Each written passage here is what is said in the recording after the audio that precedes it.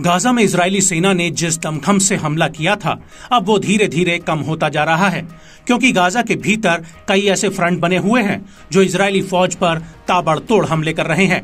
हालात ऐसे बन गए हैं कि इजराइल ने गाजा के भीतर से अपनी कई बटालियनों को वापस बुला लिया है, लेकिन फिर भी खान यूनिस और रफा जैसे इलाकों में इजरायली सेना लगातार हमास के ऊपर हमले कर रही है।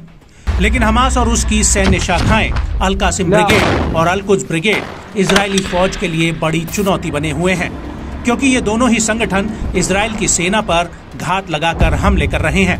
और अब इसी कड़ी में अल कुद्स ब्रिगेड ने खान यूनिस शहर के उत्तर पश्चिम में आईडीएफ पर बड़े हमले किए हैं। ये हमले दक्षिणी गाजा के हम्मत शहर में हुए हैं। अल कुद्स ब्रिगेड का कहना है कि उसने हम्मत शहर में इजरायली सेना के वाहनों पर टैंडेम और आरपीजी रॉकेट लॉन्चर से हमला किया है। अल कुद्स ब्रिगेड के मुताबिक उसने इसी इलाके में इजरायली सैनिकों को बूबी ट्रैप में फंसाकर ढेर कर दिया है।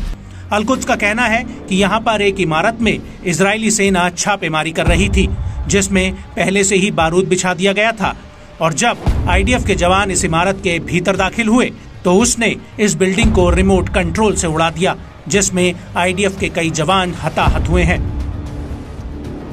इसके अलावा अल कुद्स के लड़ाकों ने इजराइल के ज़ेरौत इलाके में रॉकेट भी दागे हैं, जिसकी इजरायली मीडिया ने पुष्टि भी की है।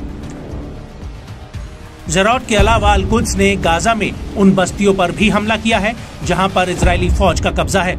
अल कुद्स के साथ साथ गाजा में अलास्का मार्टर ब्रिगेड ने भी हम्मत शहर के भीतर 60 mm मोर्टर गोलों से आईडीएफ पर हमला किया है।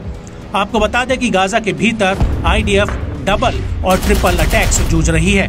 एक तरफ अल कासिम ब्रिगेड तो दूसरी तरफ अल कुद्स और अलास्का मार्टर ब्रिगेड आईडीएफ की गाड़ियों को बारूद लगाकर उड़ा रहे हैं। इस हमले से पहले अल कासिम ब्रिगेड ने 6 मार्च 2024 को इसी इलाके में इजरायली सेना के एक जत्थे पर हमला किया था।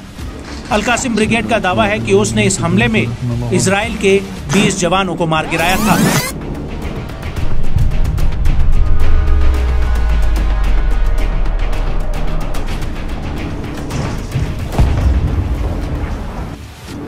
अल कासिम ब्रिगेड के मुताबिक हम्मत शहर के भीतर एक इमारत को उड़ा दिया गया था, जिसमें इजरायली सैनिक मौजूद थे।